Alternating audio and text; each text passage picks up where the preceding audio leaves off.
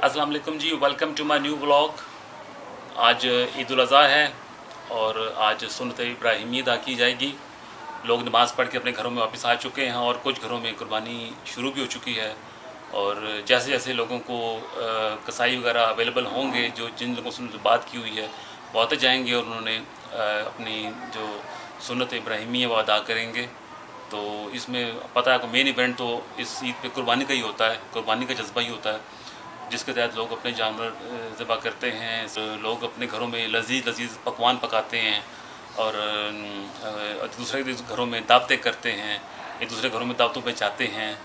तो अब मेरा आज की पहली रूटीन तो यही है कि मैंने अभी नमाज के बाद मैंने कब्रिस्तान जाना है। तो अपने वहाँ वालिदैन की कब्रें हैं, उन पर दुआ करूँगा। उसके बाद फिर बच्चे ज़िद कर रहे हैं कि हमें नानों घर जाना है, उनको उन नानों घर छोड़ूंगा। और उसके बाद फिर उन्होंने वहाँ कुर्बानी भी करनी है, तो उस कुर्बानी का जो वो कुर्बानी भी कोशिश करूँगा आपको दिखाऊं। तो फिर निकलते हैं। ये जी मैं कब्रिस्तान पहुँच गया हूँ अपने वालिदैन की कब्रों पे दुआ के लिए।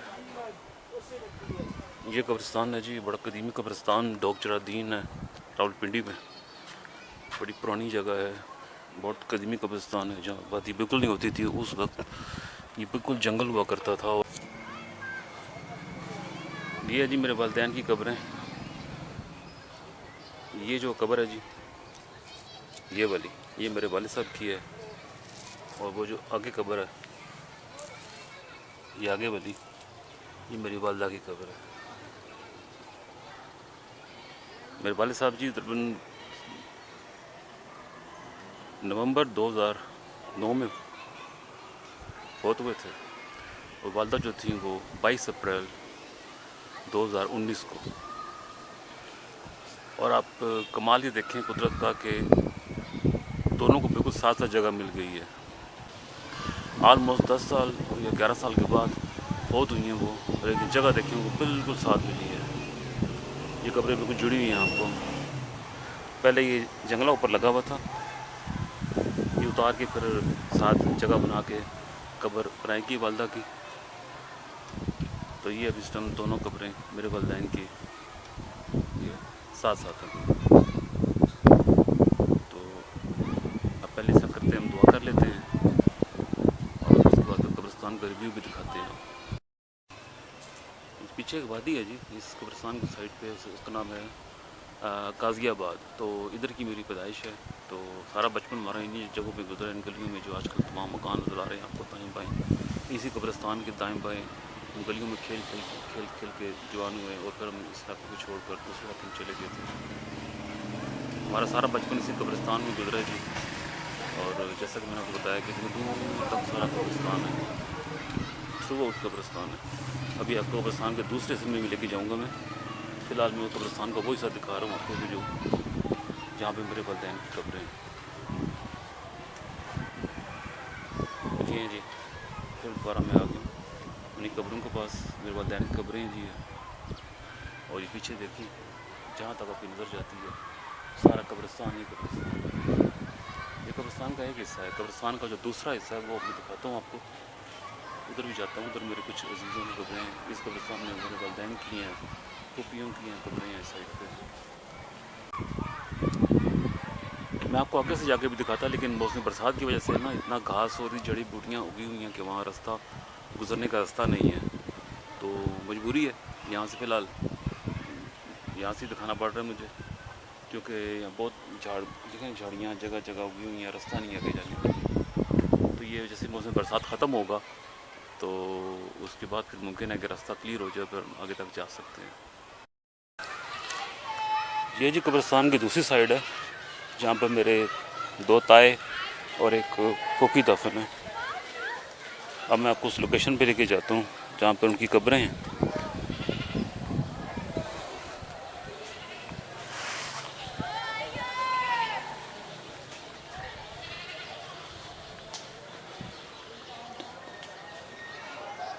ये है जी वो लोकेशन। अब हम यहाँ पे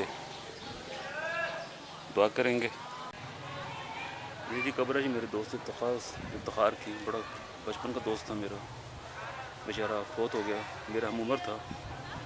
तो अल्लाह जन्नत नसीब फरमाए जी इसको। ये पिछले जून में फौत हुआ था। तो ये इसके साथ ही इसके वाले साहब की कब्र है पीछे, मैं वो भी दिखाता हूँ आपको। ये जी, ये इसके वाले साहब की कब्र है और ये पीछे इफ्तिखार की कब्र है। ये कब्र इफ्तिखार की है जी,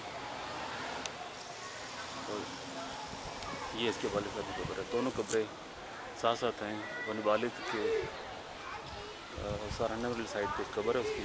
मेरा बचपन का दोस्त है इफ्तिखार, बहुत अजीज़, बहुत प्यारा दोस्त था।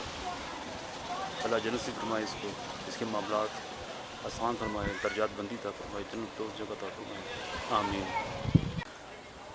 बस जी मैं घर के लिए निकल रहा हूँ। वालिदैन कब्रों पे दुआ कर ली है, तो अपने दोस्त इफ्तिखार की कब्र पे भी दुआ कर आए हूँ। ये जी नाला लई है, नाला लई का पानी इस टाइम बिल्कुल सुर्ख हुआ है, पूरे शहर में पानी हो रही है। उसमें जो पानी है वो इस नालड़ाई में आ रहा है। नालड़ाई का पानी इसमें बिल्कुल सुर्ख है। वैसे तो ये गदला होता है, क्योंकि सारे शहर का पानी, इस्लामाबाद से भी पानी सारा इसी नाले में ही आता है। अभी फिलहाल जो पानी का जो कलर है जी वो सुर्ख है।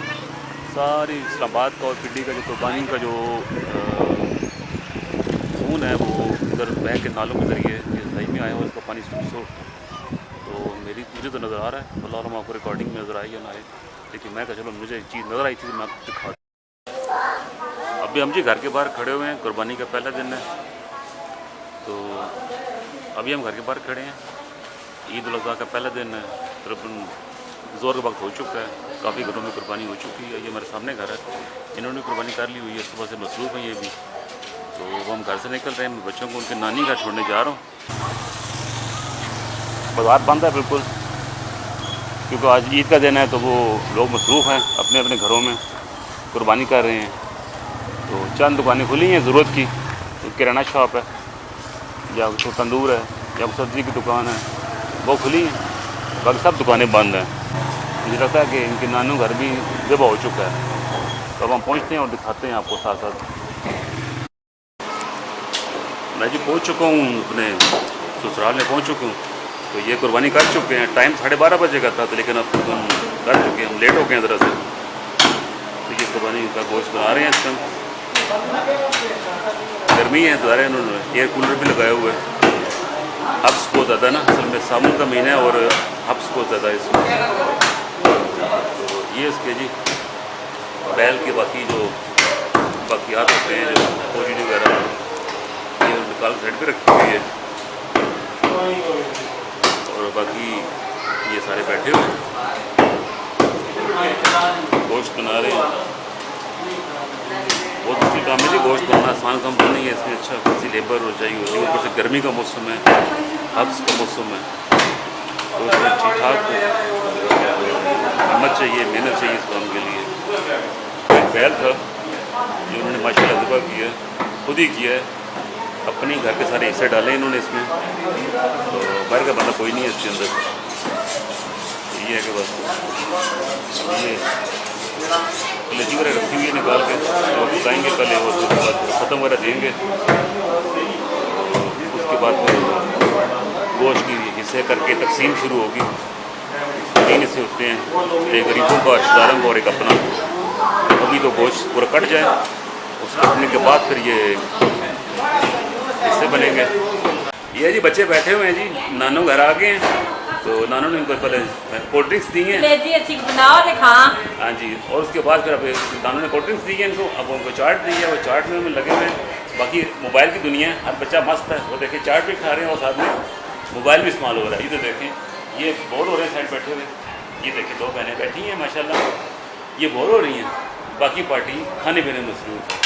तो अभी हम वापस घर जाएँगे और जाके इनकी अम्मी को लेके आएंगे, वो आके उन्होंने कलेजी पकानी है, फिर ये ख़त्म दे देंगे। उसके बाद तो खाएँगे सब मिल के, फिर इंजॉय करेंगे। मैं जी बस घर के निकलने लगा हूँ, गोश्त तैयार हो गया। तो इन बच्चों की अम्मी को लेके आता हूँ, उन्होंने बाकी मामला जो देख लिए, गोश्त की तकसीम तो और जो कलेजी पकानी है उसका। मैं ससुर बैठे हैं सामने गोश्त की निगरानी पे। तो फिर हम निकलता हूँ आहिस्ता आहिस्ता, चंद तस्वीरें ले लूँ। ये रावलपिंडी बेस मैनेजमेंट गाड़ी खड़ी हुई है जो गली मोहल्ले से जो आलाइशें होंगी उनको उठाने के लिए फिर रही है। तो आस्ता आस्ता लोग इनको बताते हैं, फ़ोन करते हैं, तो उस गली मोहल्ले में जाके तमाम सामान उठाते हैं वहाँ से। तो इन्होंने इसमें रखा हुआ है तमाम सामान जो आलाइशें वगैरह होती हैं, कोलियाँ वगैरह, कांटे वगैरह, तो उस गाड़ी में रख के ले जा रहे हैं। तो ये इससे सफाई का अमल बेहतर रहता है, गली मोहल्ले में बदबू और तोफ़न नहीं फैलता। अब फिर ये तैयारी कर रहे हैं, इनको बुलाया जा रहा है गली में। मेरे साहब ले आए थे बाहर, वो भी इनको बुला रहे थे, और वो अब उनको बुला रहे हैं ताकि हमारी जो जानवर की आलाइशें हैं उठा दी जाएँ। तो ये गली में जाएंगे और बाकी आज जानवर को बाकी आज आलाइशें हमारा उठाएँगे।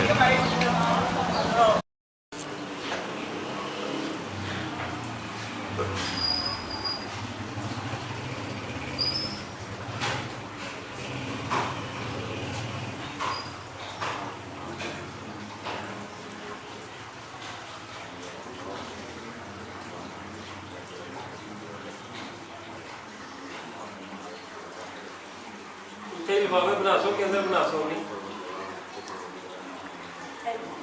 कोई जगह तो होंगे शायद।